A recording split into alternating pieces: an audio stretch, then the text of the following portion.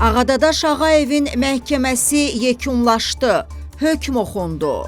Hökmə əsasən Ağadadaş Ağayevə 2 il müddətinə azadlıqdan məhrum etmə cəzası təyin edilib. Cinayət Məcəlləsinin 70-ci şərti məhkum etmə maddəsi tətbiq edilməklə Ağadadaş Ağayevə təyin edilən cəza şərti hesab edilib. Ona 1 il sınaq müddəti təyin edilib. Qeyd eləyək ki, hadisə ötən ilin iyul ayında baş verib. Ağadadaş Ağayevin mübahisə elədiyi Nurəddin Cəlilov və müğənninin atdığı baltanın dəydiyi xadimə Nəzakət Paşayeva xalq artistinin cinayət işində zərər çəkən qismində tanınıb.